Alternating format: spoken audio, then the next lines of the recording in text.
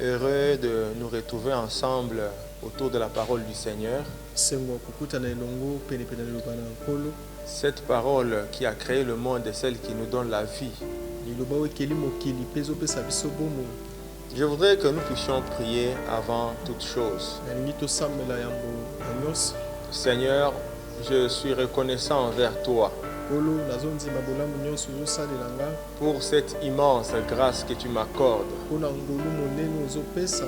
Partager ta parole avec ton peuple, c'est un privilège inégalable. Sois béni pour cela. Je te dédie ces instants. Saint-Esprit, que ton ombre me couvre. Que ton ombre couvre aussi tout celui qui va écouter ce message. Que ton ombre impacte chacun. Au nom de Jésus-Christ, nous avons béni ce moment. Amen. Amen. Rebonsoir, bien-aimés. Je rends continuellement grâce à Dieu pour avoir encore rendu possible ce moment. Je dis aussi merci à notre évêque pour la confiance renouvelée manifestée à mon égard. À vous aussi, merci d'avoir choisi d'être fidèle au moment du partage de la parole du Seigneur. Nous avions parlé la fois dernière de la victoire sur le vent contraire. La victoire sur les vents contraires. Je crois qu'il n'est pas possible que nous puissions revenir sur ce message,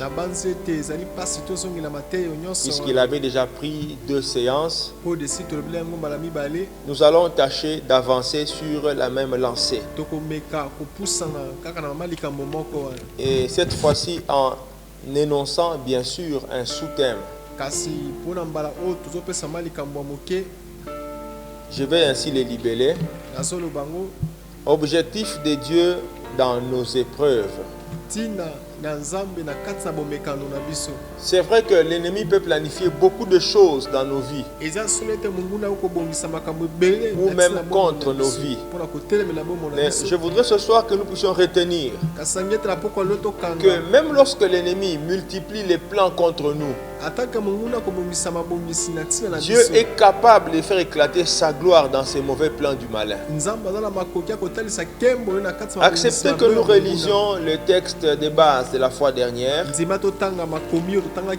Matthieu chapitre 14 de 22 à 33. Matthieu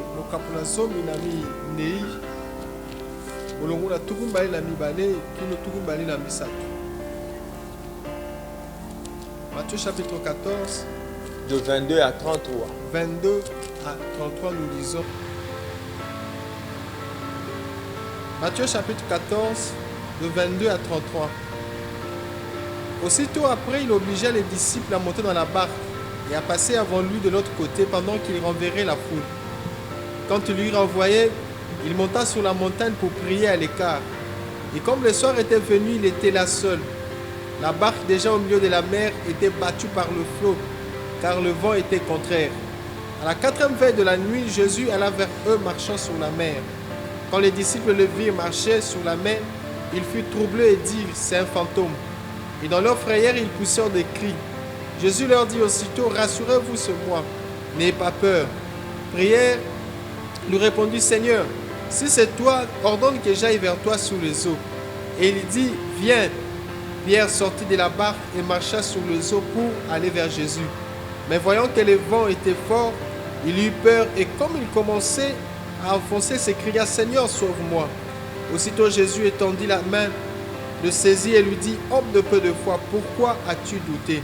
Et ils montèrent dans la barque et le vent cessa. Ceux qui étaient dans la barque vinrent se prosterner devant Jésus et dirent « Tu es véritablement le Fils de Dieu ». Merci. Merci, pasteur, pour la lecture. Alléluia. Amen. Nous sommes en train de parler des objectifs de Dieu dans nos épreuves. Et en introduisant, nous avons dit que l'ennemi peut monter autant de stratégies qu'il peut vouloir contre nous. Donc tout ce que l'ennemi monte de mal contre nous, Dieu sait le récupérer pour faire éclater sa gloire. Dieu sait le récupérer en notre faveur. Notre Dieu, il n'est pas limité. Il est capable d'intervenir à n'importe quel moment de la vie de l'homme. Quels que soient les projets ou les plans fomentés contre l'homme, il peut intervenir à tout moment et faire éclater sa gloire.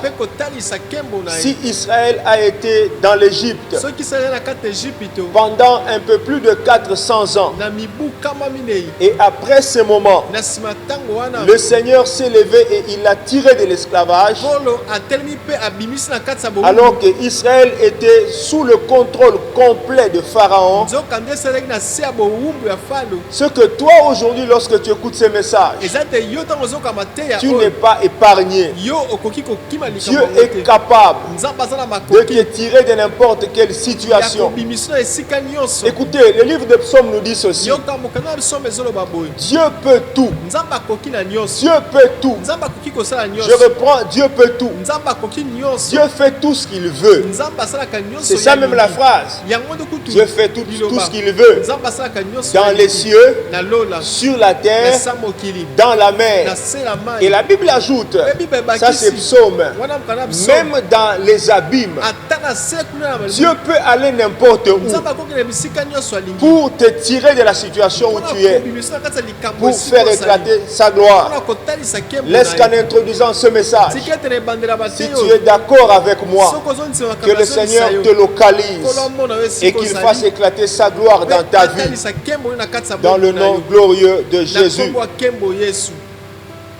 Jésus a demandé aux disciples de traverser la mer, d'aller de l'autre côté. Et la Bible nous montre que lorsque la pirogue a atteint le milieu de la mer, je viens parler de la barque qui a atteint le milieu de la mer, elle a été battue par les vents contraires. Elle a été battue par les vents contraires.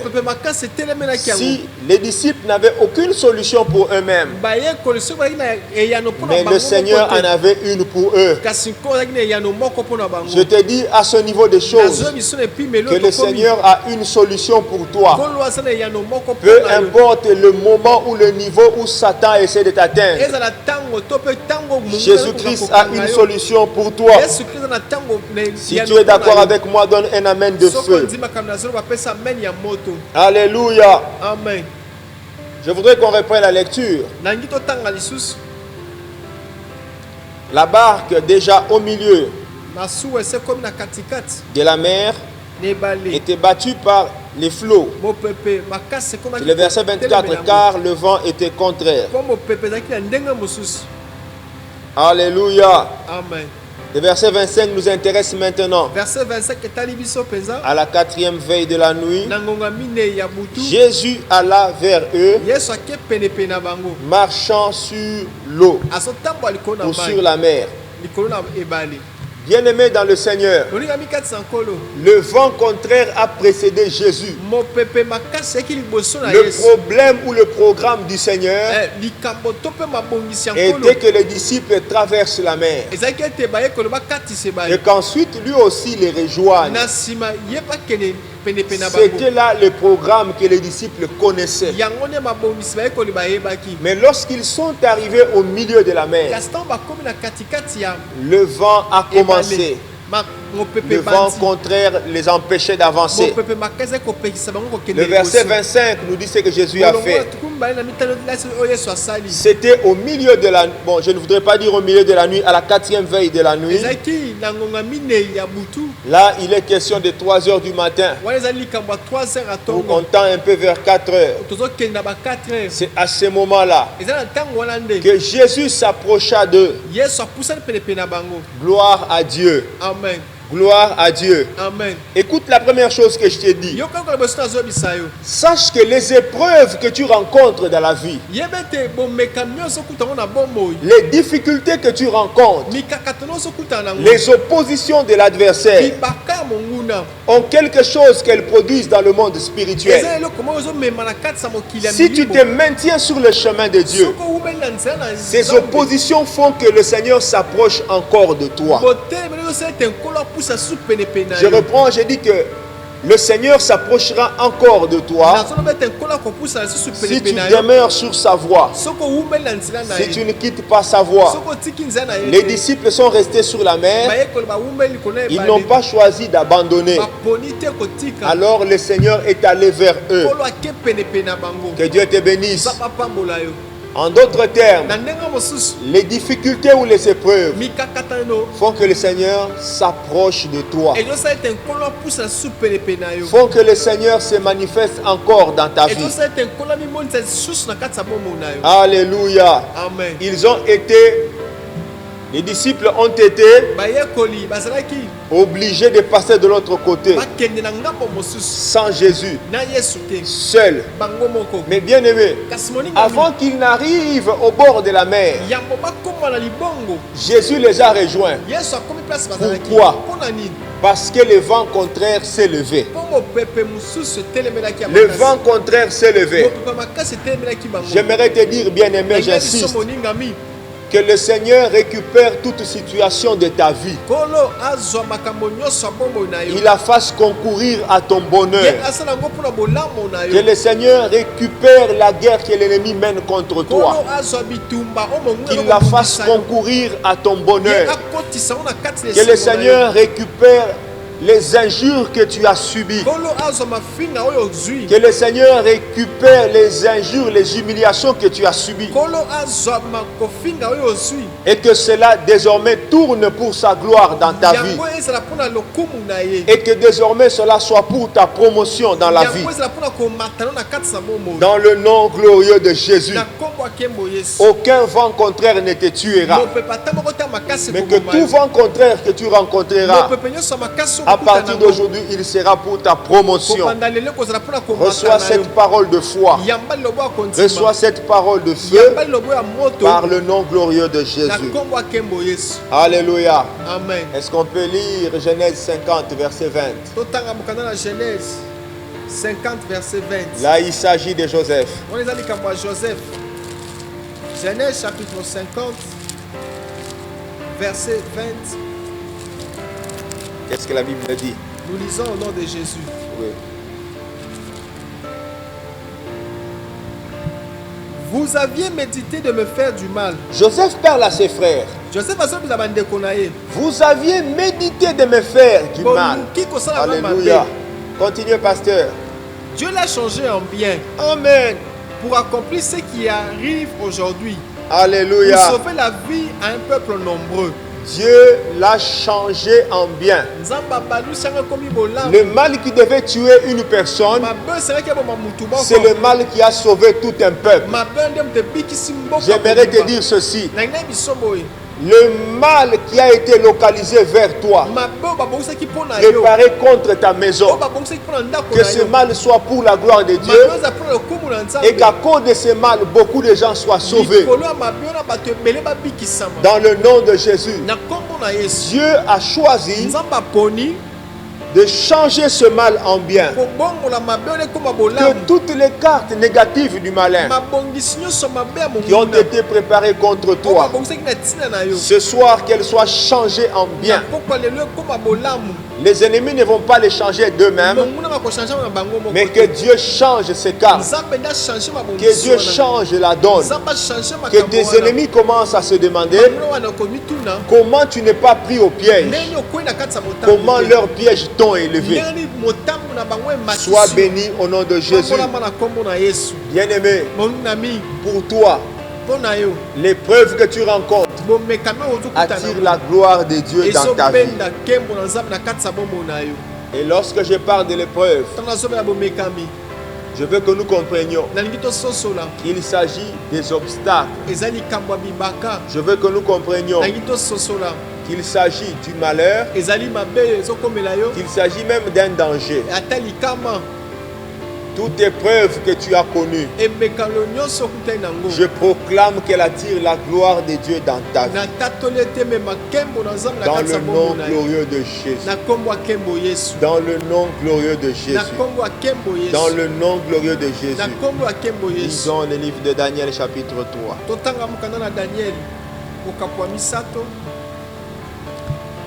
Daniel 3, 25 à 26. Daniel chapitre 3, 25 à 26. Il reprit et dit, eh bien, je vois 4 hommes sans lien qui marchent au milieu du feu. Vous pouvez vous arrêter là, pasteur.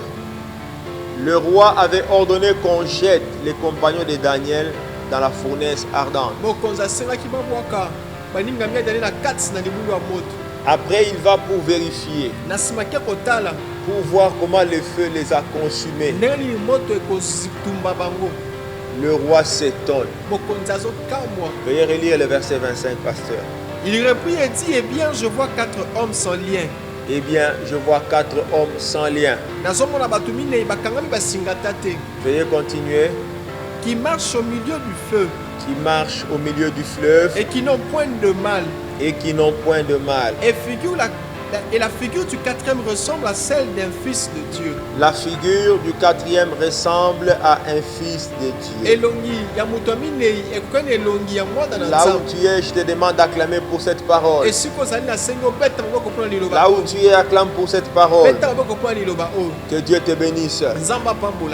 Les compagnons de Daniel étaient jetés dans la fournaise ardente.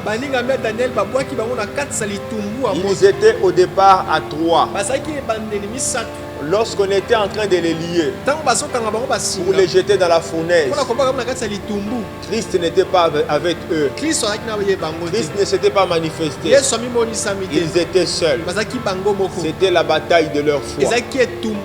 Lorsqu'on les jette dans la fournaise ardente, c'est là que Christ apparaît. La 4e personne dans le feu. Le roi l'a vu. Alléluia. Amen. Dans les conditions normales, cette 4e personne était invisible.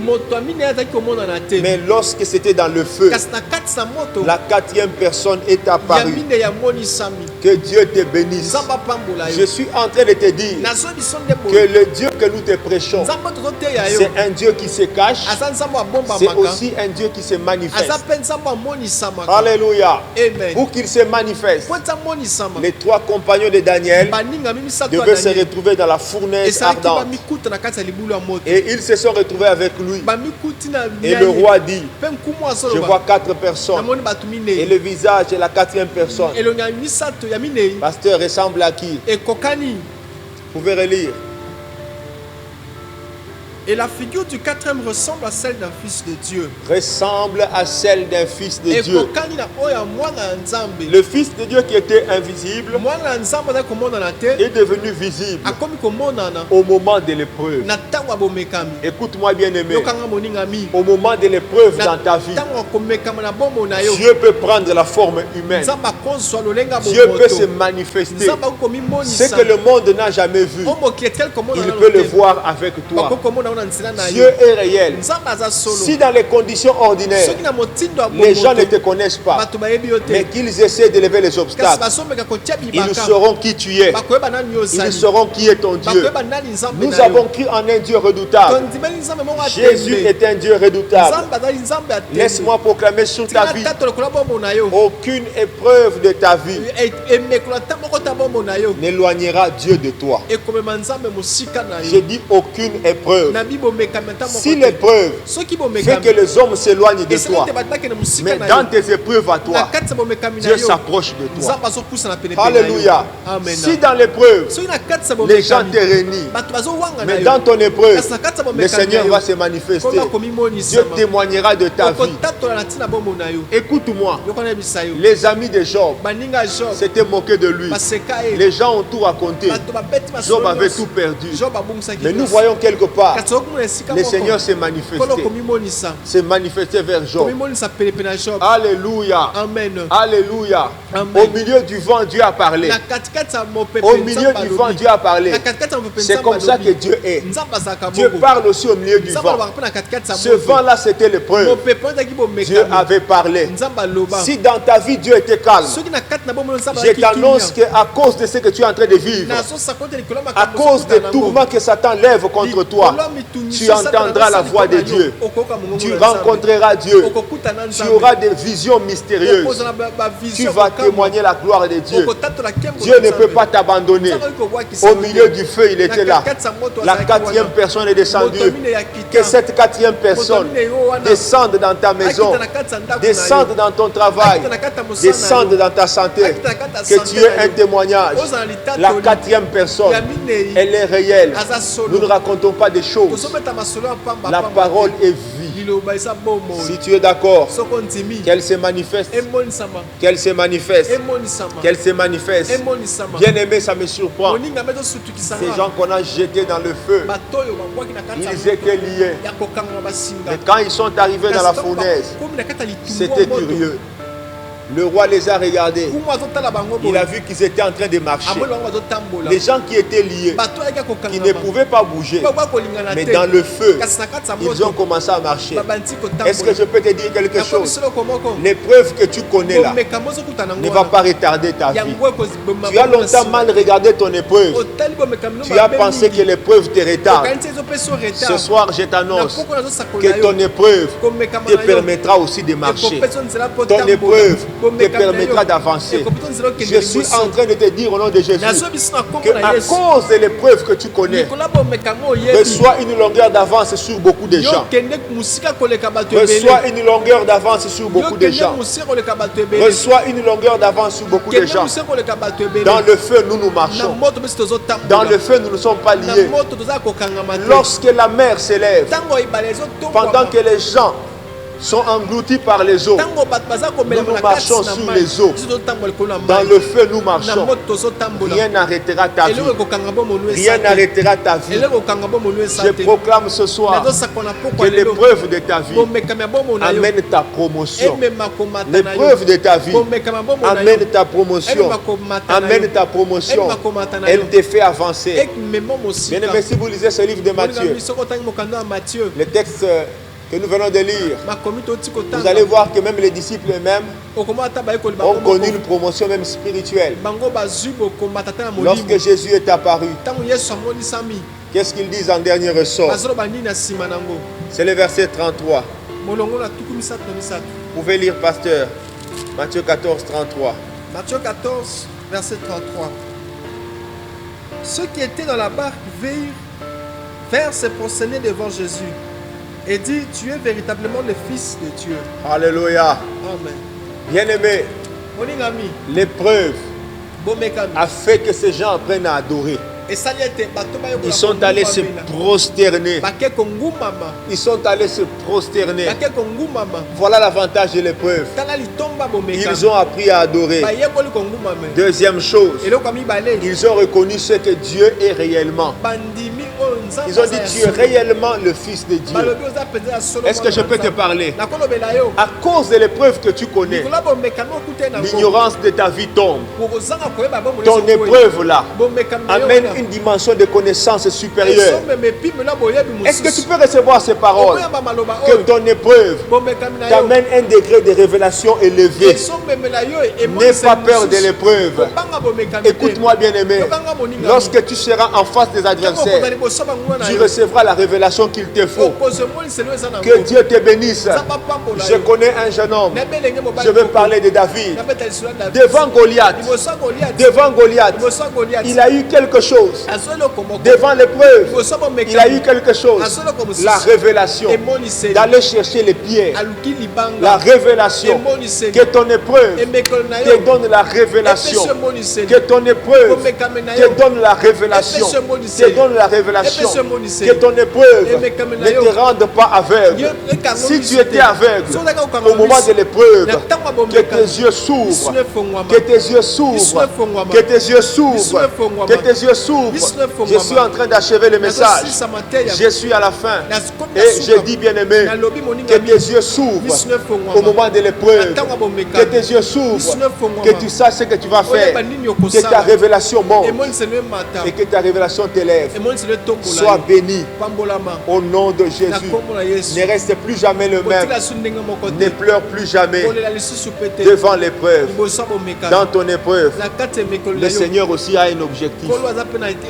Ce n'est pas seulement Satan qui planifie. Il planifie. Mais lorsque Dieu vient, il récupère ces choses pour tirer gloire. Ainsi que la gloire de Dieu ouvre ta vie, ouvre ta famille, ouvre ton séjour sur la terre. Nous avons fini, sois béni de Dieu. Merci, à la prochaine. Que Dieu soit avec toi. Bye.